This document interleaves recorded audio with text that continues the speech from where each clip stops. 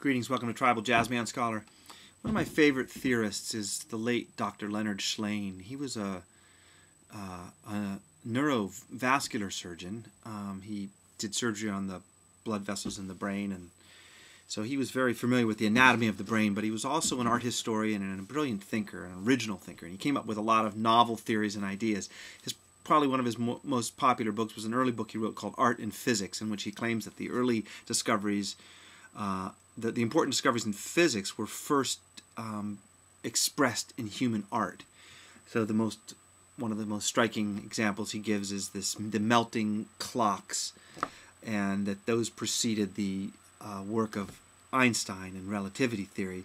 But he has a very deep set of ideas that he presents in Art and Physics, and I haven't read that book, but my wife did, so does that count? I did read a couple of his other books, and they both present provocative theories. The Alphabet versus the Goddess was a book in which he suggests that what really led to patriarchal dominator societies, because we really do have a lot of evidence that the early Neolithic, when we first came out of nomadic hunting and gathering, a way we had spent 99% of our history as a social animal in these nomadic tribal groups, that when we entered agriculture 12,000 years ago, that those first agricultural societies were very, very egalitarian for a long time. And then around 5,000 years ago, there was some kind of a shift, and all the goddess temples were reconsecrated to male gods, and what seemed to be egalitarian, non-violent, small-scale civilizations became these large-scale civilizations with slavery, warfare, monumental architecture. That's the advent of the Bronze Age, and that has been the sort of social form for 5,000 years. And Maria Gimbutas was one of the early archaeologists to propose that the shift from a non-violent early Neolithic to the violent post-Neolithic societies was the result of these invaders from the north, these Kurgans that were horsemen, and they were primarily pastoralists, and they came in and they overthrew the agricultural peoples of old Europe. And Leonard Shlain throws out that idea, and he really makes the case, being a person who studies the brain, that what really led to the institution of male god, male leadership, patriarchy, dominator social structures, slavery, warfare, is that literacy, the introduction of the alphabetic way of expressing ideas, writing, reading and writing.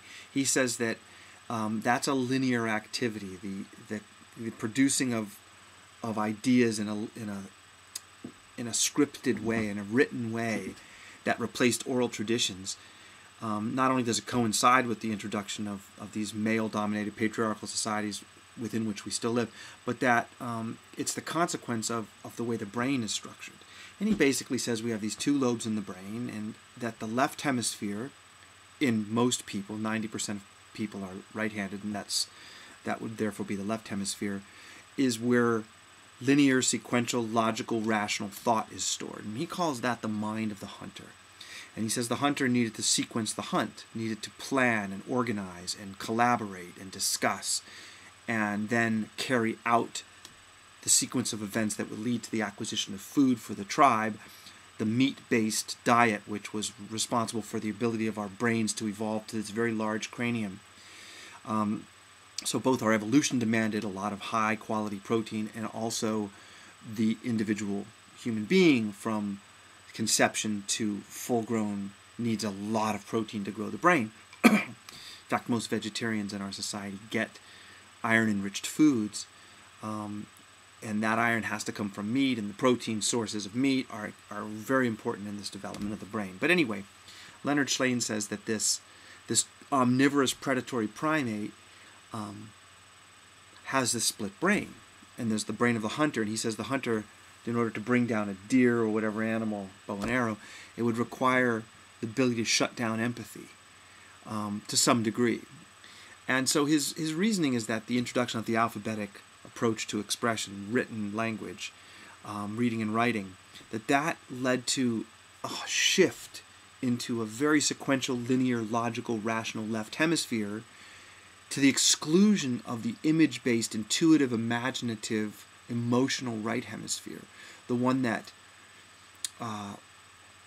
really is sort of an all-at-once perceptual organ, and the left hemisphere being the sequential one after the other. And reading and writing is a sequential activity. So Leonard Shlain, one of his big theories was that it was the introduction of literacy that led to patriarchy. And he gives some other examples of the Dark Ages being a time when many people were illiterate, and he said it was a resurgence of this